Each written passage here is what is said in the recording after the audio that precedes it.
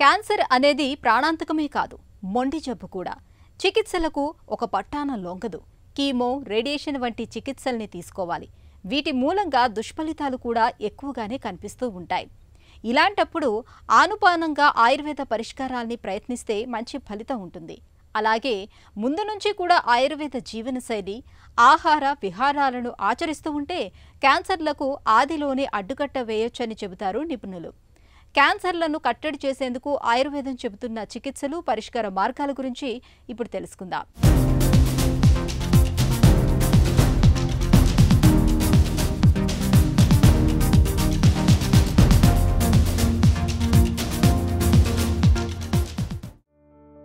Cancer ఈ 3 అక్షరాల పదాన్ని తలుచుకుంటే మనలో చాలా మందికి మృత్యువు కళ్ల ముందు మెదులుతుంది.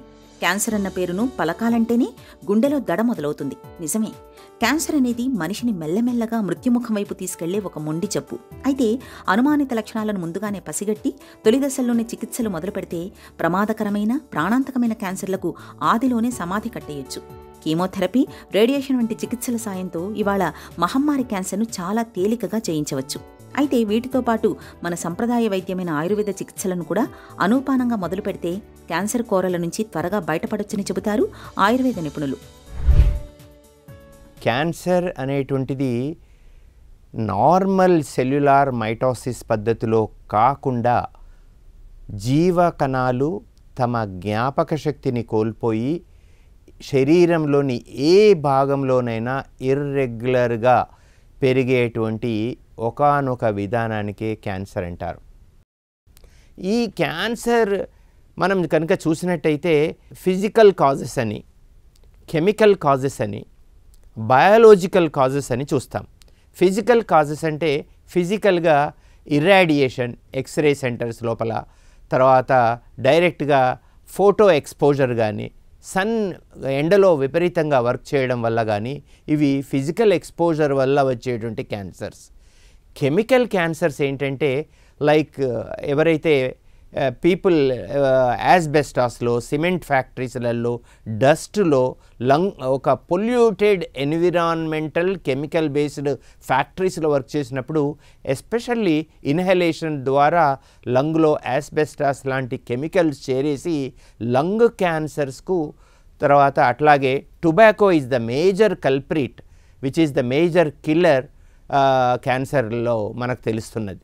అట్లాగే బయాలజికల్ క్యాన్సర్ అంటే బయాలజికల్ క్యాన్సర్ కొన్ని రకాలైనటువంటి వ్యాధులు, కొన్ని రకాలైనటువంటి వైరస్ శరీరంలో ఉన్నప్పుడు క్యాన్సర్ బారిన పడడానికి కారణం ఉంది.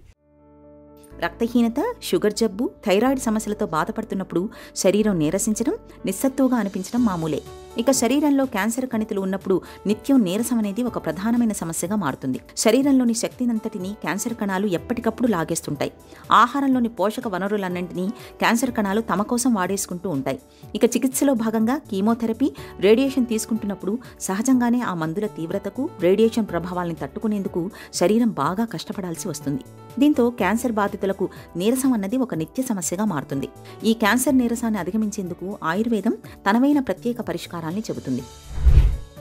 ఈ ప్రివెన్షన్ అనేటువంటిది మనము ఆయుర్వేద రీత్యా చూసినా, ఆధునిక రీత్యా చూసినా primary prevention, secondary prevention, tertiary prevention and other preventions. Primary preventions ఏంటంటే ముఖ్యంగా కాజేటివ్ ఫ్యాక్టర్ ఏంటి, టొబాకో ద్వారా వస్తుంది, యాస్బెస్టాస్ ద్వారా లంగ్ క్యాన్సర్ వస్తుంది. ఈ కారణాలని కరెక్ట్గా నిర్ధారించుకొని ఆ స్మోకింగ్ అవాయిడ్ చేయడం, ఆస్బెస్టాస్ ఫ్యాక్టరీ లోపల సరైన ప్రత్యేకమైనటువంటి చర్యలు తీసుకోవడం ద్వారా దీనికి ప్రైమరీ ప్రివెన్షన్ చేయొచ్చు. సెకండరీ ప్రివెన్షన్ ఏంటంటే రోగ లక్షణాలు ద్వారా, అంటే రోగం ముదరదు, రోగ లక్షణాలు బయటపడతాయి. అట్లాంటప్పుడు ఇమ్మీడియట్గా దాన్ని గుర్తించి సర్జికల్ రాడికల్ ఎక్సిషన్స్ చేసి మనము మిగతా పాలియేటివ్ థెరపీ ద్వారా కానీ, రసాయన చికిత్స ద్వారా, అంటే రసాయన చికిత్స అనేటువంటిది ఒకానొక ప్రత్యేకమైనటువంటి ఆయుర్వేదిక్ చికిత్సా పద్ధతి ఉంది.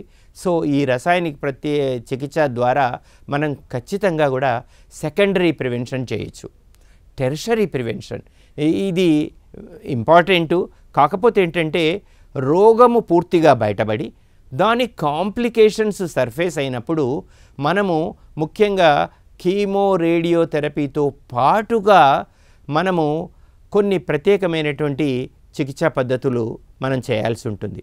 అంటే రోగ వినాశనకరమైనటువంటి చికిత్సా పద్ధతులు, రసాయన చికిత్సా పద్ధతులు, నైష్టిక చికిత్సా పద్ధతులు. నిత్యం మనం ఉపయోగించే అనేక రకాల వంట దినుసులకు మన ఆరోగ్యాన్ని బాగు చేసే గుణం ఉంది. ముఖ్యంగా పసుపులోని కర్క్యుమిన్ అనే రసాయనానికి క్యాన్సర్ను నయం చేసే గుణం ఉన్నట్లు అనేక పరిశోధనలు కూడా రుజువు చేస్తున్నాయి. క్యాన్సర్ బాధితులు పసుపును వంటల్లో ఎక్కువగా వాడుకోవడం మంచిది. అలాగే దానిమ్మ, ద్రాక్ష, క్యారెట్, బీట్రూట్ వంటి దుంపకూరలు, క్యాలీఫ్లవర్, క్యాబేజీ వంటి వాటికి క్యాన్సర్ కణాలను నాశనం చేసే గుణం ఉంది. ఇలాంటి ఆహార పదార్థాలని రోజువారీ ఆహారంలో ఒక భాగంగా చేసుకోవాలి. నీరసం మరీ అధికంగా ఉన్నప్పుడు మంజిష్ట, అశ్వగంధ, నారసింహ రసాయనం, సుకుమార ఘృతం వంటి ప్రత్యేక ఔషధాలను సేవించాలని చెబుతుంది ఆయుర్వేదం. ఆయుర్వేదాన్ని మనము ఈ ఆధునిక చికిత్సా పద్ధతులకు అనుసంధానం కనుక చేసినట్టయితే ఖచ్చితంగా మనము double the remedy, patient context లోపల సివియారిటీ ఆఫ్ ద సిమ్టమ్స్ను తగ్గిస్తూ రోగి యొక్క స్పాన్ను పెంచి కాంప్లికేషన్స్ను 100% తగ్గించగలం. దీని లోపల శమన చికిత్స, శోధన చికిత్స. శమన చికిత్స లోపల ఇమ్యూనిటీని పెంచేటువంటి, ఓజస్సును పెంచేటువంటి చికిత్సా పద్ధతులు, రసాది ధాతునాం ఆప్యాయనం అంటే సప్త ధాతువులకు ఆప్యాయనాన్ని కలిగించి ఇమ్యునో కాంప్లెక్స్ ఫినామినాన్ని ట్రిగర్ చేయగలిగే ఏకైక చికిత్సా పద్ధతి ఆయుర్వేదం మనకు అందిస్తున్నది. దీని లోపల మా ప్రత్యేకమైనటువంటి రీసెర్చ్ ఓరియంటెడ్ థెరపీ మేము దాదాపు ప్రతి నెలకు 30-40 మందికి ఈ క్యాన్సర్ బారిన పడిన వాళ్ళకి ఇస్తున్నాం. హీరక భస్మము, స్వర్ణ భస్మము, గోమూత్ర శిలాజిత్తు, గుడుచి సత్వాలతో తయారు చేసి ఆయా రోగులను దోషానుసారం వర్గీకరించి వారిని పర్టికులర్గా క్లాసిఫై చేసి 100 to 200 milligrams dosage 9 months to 1 year వరకు మనకంటే మిగతా కీమో రేడియేషన్ థెరపీలతో పాటుగా మనం ఇచ్చినట్టయితే మనకు సంపూర్ణమైన నిర్హరణం చేయడానికి ఆస్కారం ఉంది. క్యాన్సర్కు చికిత్స తీసుకుంటున్న కాలంలో శారీరక బాధలతో పాటు మానసికంగా అంతులేని వేదన కనిపిస్తుంటుంది. తీవ్రమైన ఒత్తిడికి లోనవుతుంటారు. తరచూ డిప్రెషన్లో కూడా వెళ్తుంటారు. ఒత్తిడి, ఆందోళన, మానసిక వ్యాకులత ఇవన్నీ కూడా క్యాన్సర్ బాధల్ని మరింతగా పెంచేవే. వీటిని తట్టుకునేందుకు ప్రతినిత్యం యోగా, ధ్యానం, ప్రాణాయామం వంటి వాటిని సాధన చేయడాన్ని ఒక అలవాటుగా మార్చుకోవాలి. ఒకవైపు మందుల సాయం తీసుకుంటూనే ఇలా జీవనశైలిలోనూ ఆహార విహారాల్లోనూ తగిన జాగ్రత్తలు తీసుకోవడం ద్వారా క్యాన్సర్ బాధల్ని తేలికగా అధిగమించవచ్చు.